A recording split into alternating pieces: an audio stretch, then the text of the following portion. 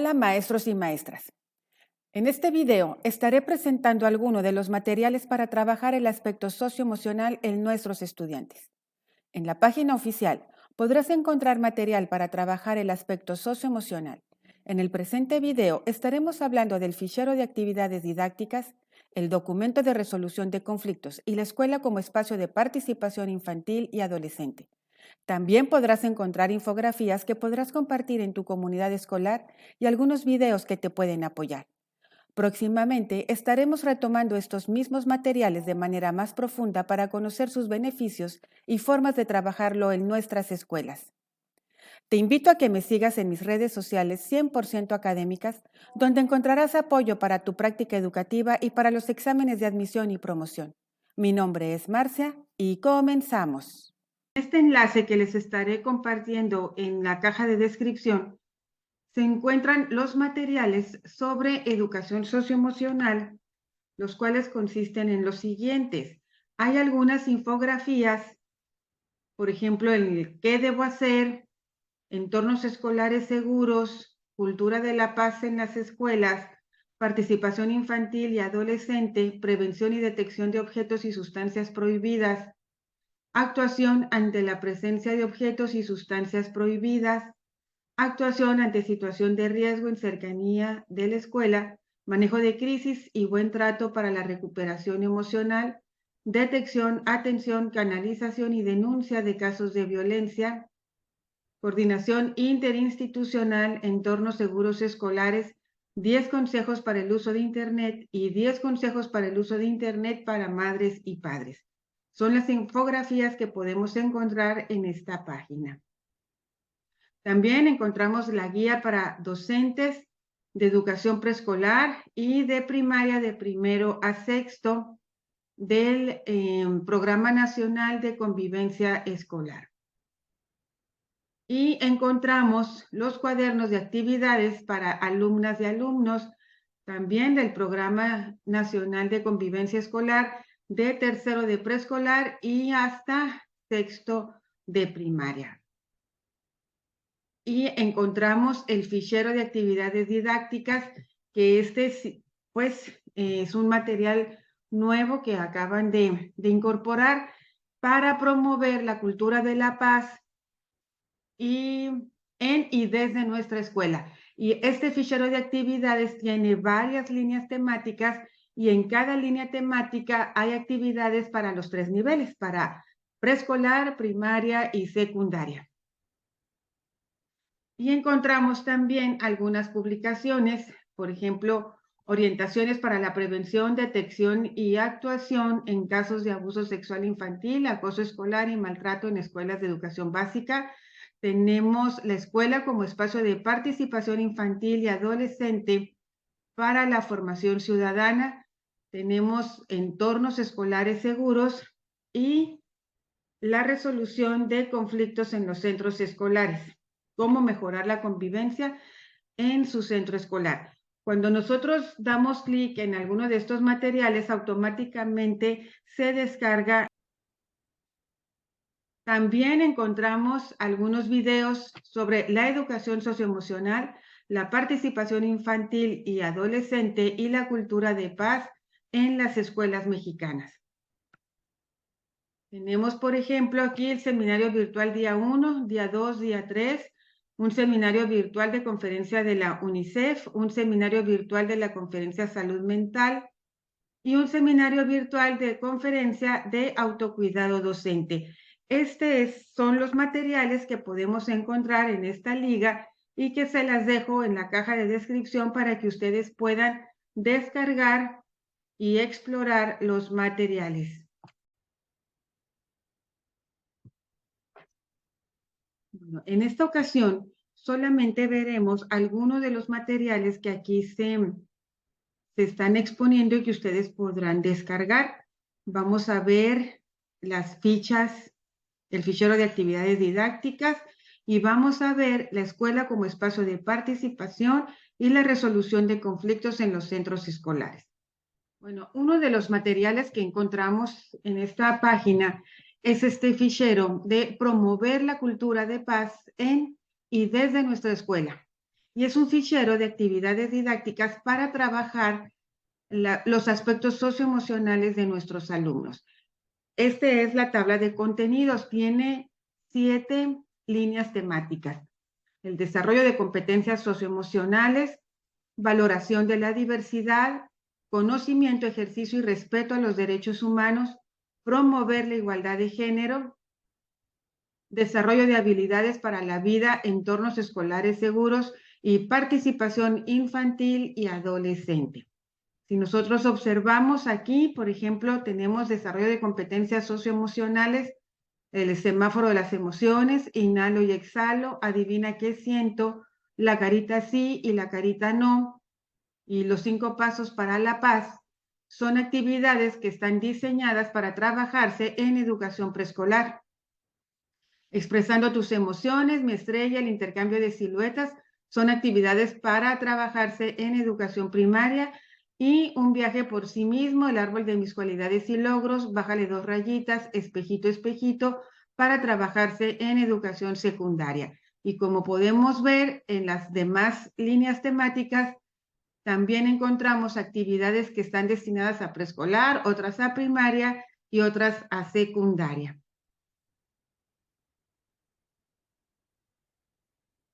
Tenemos algunas fichas con la presentación del material.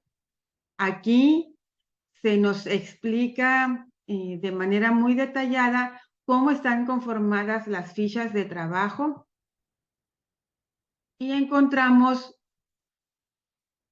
material para conocer en qué consiste cada una de las líneas temáticas.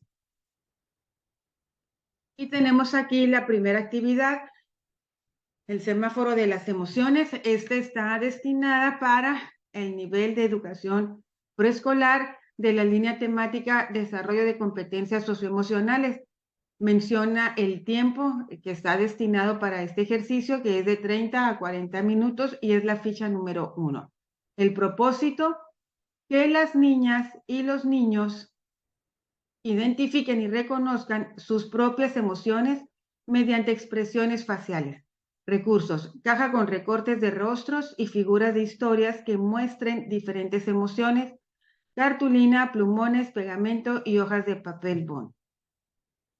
En la primera instancia, antes de iniciar con la actividad, contiene unos apuntes para el personal docente. Para esta ficha dice lo siguiente: las emociones forman parte del ser humano y deben educarse para que las niñas y los niños puedan crecer, desarrollarse y convivir mejor consigo mismos y con los demás.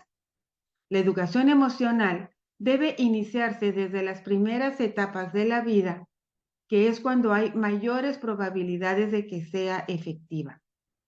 Para desarrollar competencias emocionales, un primer paso consiste en tener conciencia de las propias emociones en el momento en que ocurren, por lo que es importante reconocerlas, aceptarlas y expresarlas de forma asertiva. Un ejercicio importante en el salón de clases consiste en que el alumnado describa lo que siente y lo que le provoca alguna emoción para identificarla y llamarla por su nombre. Hay emociones como enojo, vergüenza, tristeza, temor, alegría o sorpresa que deben ser reconocidas para expresarlas de manera apropiada. Después ya se describen los pasos a seguir. Primero con el alumnado. 1. Presente recortes de rostros de alguna revista o periódico, así como de algunos personajes de historietas. Divida una cartulina en 4 partes y escriba en cada una de ellas el nombre de las siguientes emociones básicas: enojo, miedo, alegría y tristeza. Pida al alumnado que coloque los recortes de acuerdo al tipo de emoción que consideren representa el rostro o los personajes. Una vez que terminen, pregunte a las niñas y los niños lo siguiente: ¿en qué momentos han sentido miedo? ¿En qué parte de su cuerpo lo han sentido más? ¿Qué hicieron cuando se sintieron temerosos? Solicite que de manera individual cada uno dibuje algo que le cause miedo. Después, tratando de que todo el grupo participe mediante una lluvia de ideas, cada uno de los niños y las niñas compartan sus dibujos y mencionen a qué le tienen miedo. mientras usted escribe en una lista los miedos descritos y agrupa aquellos con características similares.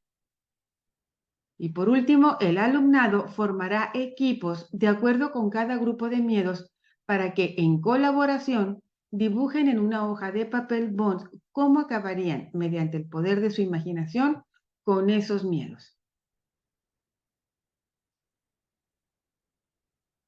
También esta actividad trae algunas variantes, dos variantes.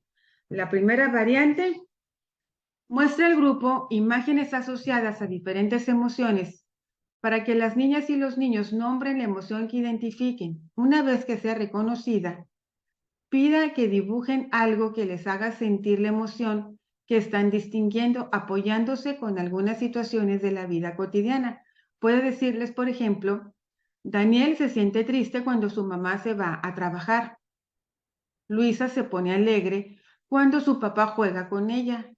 Betty les tiene miedo a las arañas. En la segunda variante, dice, después de clasificar los rostros de acuerdo con sus emociones, el alumnado con su ayuda puede jugar charadas, es decir, se colocará en el centro del salón una caja con papelitos en los cuales se escribirán diferentes emociones. Algunas niñas y niños elegirán un papel y por medio de la mímica representarán físicamente la emoción que les tocó, mientras los demás tratarán de adivinarla. Y para cerrar la actividad, enfatice con el alumnado la importancia de conocer lo que sienten y darle un nombre. Por ejemplo, siento enojo, miedo, tristeza, alegría. De esta manera podrán conversarlo con los demás y encontrar una solución a algo que les genere malestar, como cuando sienten miedo. El reconocer nuestras emociones nos permite pedir ayuda si lo necesitamos o compartir con los demás cuando la emoción que percibimos nos hace sentir bien. Y también trae algunos pasos a seguir que están destinados para trabajarse entre el colectivo docente y otra parte para trabajarse con las familias. Entre el colectivo docente, se sugiere trabajar en una actividad que permita que cada docente en su salón de clases pueda ayudar a las niñas y los niños a expresar sus emociones y a la par ajustar las actividades de aprendizaje para el alumnado que lo necesite. Por ejemplo, se puede colocar en el salón un tablero con diferentes caritas que expresen distintas emociones, para que cada quien, cuando lleguen, coloquen la inicial de su nombre debajo de la carita y así comunicar cómo se sienten ese día. Junto con lo anterior, se puede agregar un semáforo de emociones donde las niñas y los niños que se identifiquen con emociones desagradables puedan colocar una imagen o símbolo que los represente al lado del color del semáforo, que va a indicar el nivel de intensidad de la emoción experimentada, quedando de la siguiente manera. Rojo, nivel intenso. Necesito ayuda, necesito dialogar con mi maestra o con mi maestro. Amarillo, nivel medio. Necesito un abrazo, un apapacho y unos minutos para respirar y tranquilizarme. Verde, nivel normal. Puedo continuar con mis actividades cotidianas. Se sugiere involucrar a toda la comunidad escolar en la construcción de los tableros y semáforos emocionales para que, de ser posible, cada salón de clases cuente con uno y tarjetas con los nombres o iniciales del alumnado de cada grupo. Esto es para trabajar entre el colectivo docente dentro de cada una de las aulas. Con las familias. Las madres, padres de familia o tutores pueden ayudar a que sus hijas o hijos empiecen a reconocer sus emociones por medio de verbalizar en voz alta lo que sienten y compartirlo con ellos. Por ejemplo, hoy mamá se siente estresada porque tiene mucho trabajo y está cansada. Papá está muy contento debido a que aprobaron su proyecto en el trabajo, etc. Se sugiere comentar con las familias del alumnado que cuando sus hijas o hijos expresen algunas emociones desagradables como enojo, tristeza o miedo, las madres, padres de familia o tutores, en lugar de inhibir su manifestación, conversen sobre las razones de por qué se sienten de esa manera y les escuchen con atención, dejando que la emoción sea expresada, para posteriormente intentar ayudarles si así lo solicitan o lo requieren. Otro de los materiales que podemos encontrar en esta página es el documento Resolución de conflictos en los centros escolares. cómo mejorar la convivencia en su centro escolar y en su tabla de contenido nos dice que trabaja algunos temas como por ejemplo el conflicto. ¿Qué es un conflicto? ¿Cómo saber si hay un conflicto? ¿Cómo se reacciona ante el conflicto? Estilos de afrontar o actitudes ante el conflicto.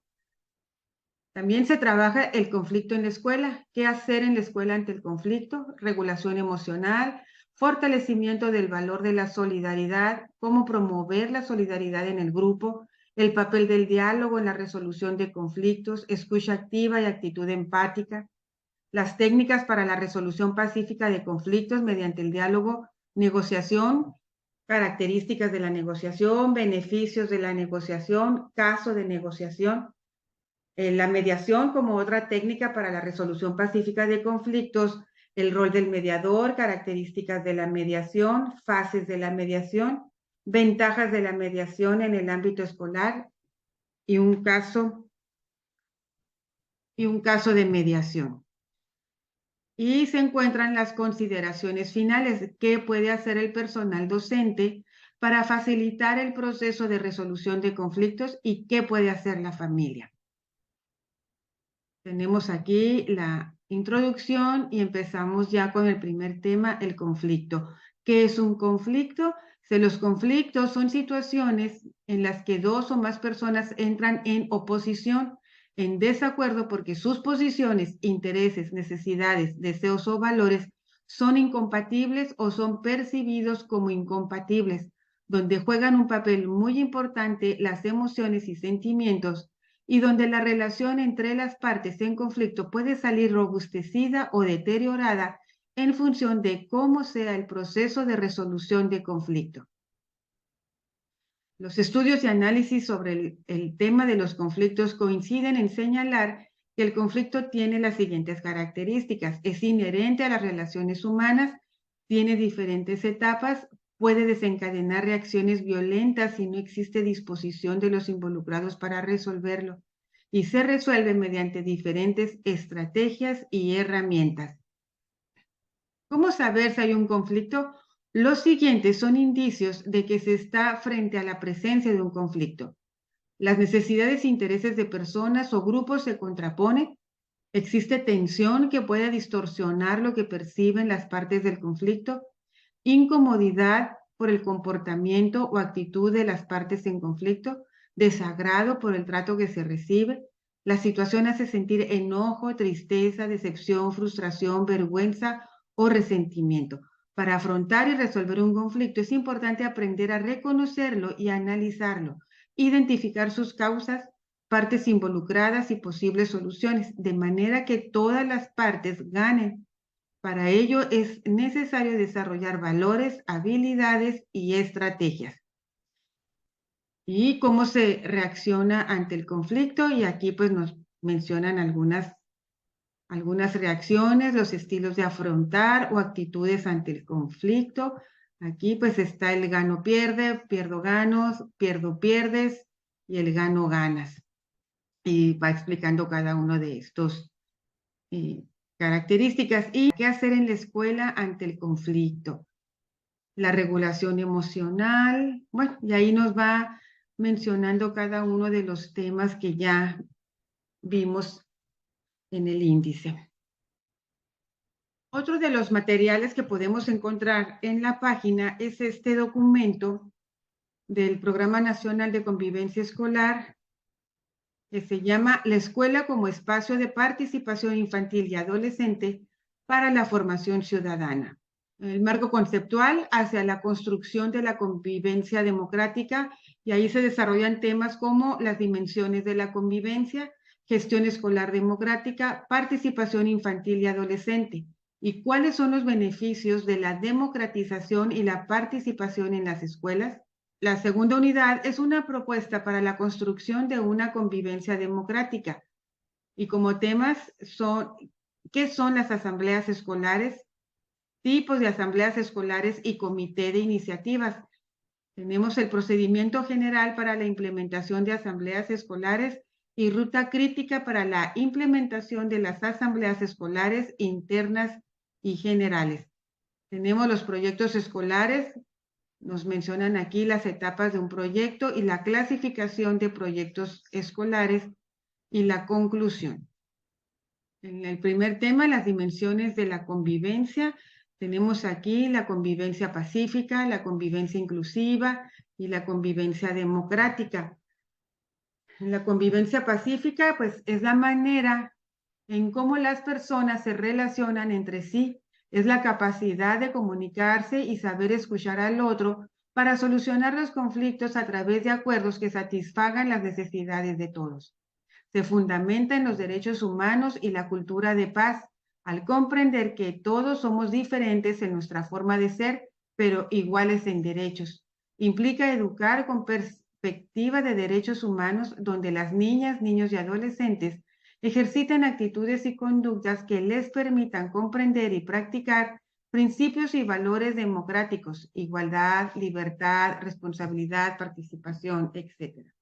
El conflicto se aprecia como una situación de aprendizaje y de esta forma se favorece el uso del diálogo y la reflexión para solucionarlo. Otra forma de convivencia es la convivencia inclusiva. Es un proceso para aprender a convivir con las diferencias, en donde se busca identificar y eliminar barreras, no solo para el aprendizaje, sino para propiciar la participación de todos. Alude a la experiencia de pertenecer y a ser reconocido y valorado en la propia identidad. Las diferencias se consideran como una cualidad y un valor al comprender que todos somos diferentes pero iguales en dignidad y derechos. Se pone énfasis en el alumno que está en riesgo de marginación o exclusión. Se promueve que las y los integrantes de la comunidad escolar reconozcan, respeten y valoren la diversidad, tengan un trato justo, equitativo y trabajen colaborativamente.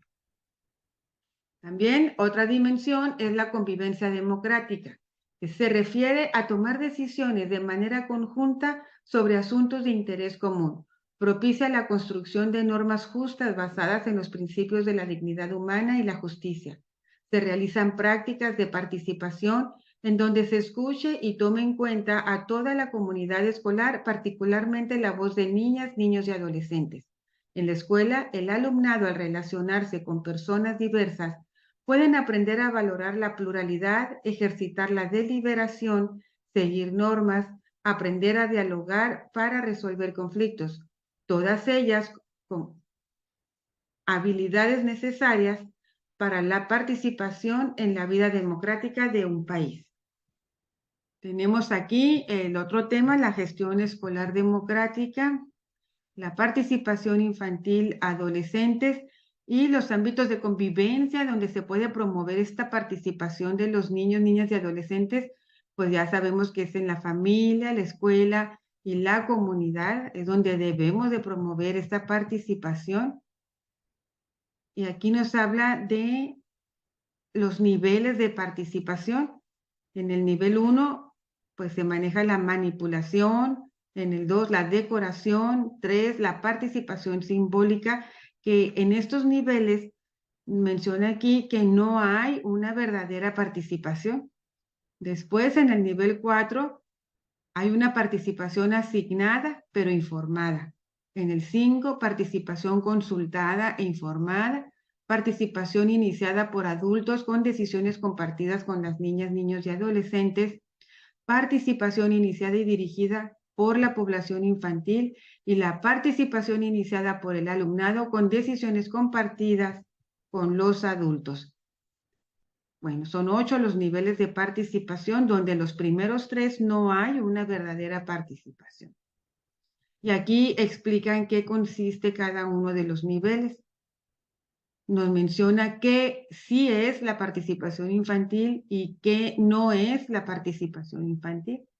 Sí es la participación infantil un proceso de aprendizaje que requiere acompañamiento, un ejercicio de derechos que promueve la formación ciudadana y el respeto a la democracia, actuar con respeto a los derechos propios y de los demás, una construcción, no una imposición, crear espacios y procesos formativos que la promuevan, compartir decisiones con los adultos acerca de los asuntos que afectan a niños, niñas y adolescentes.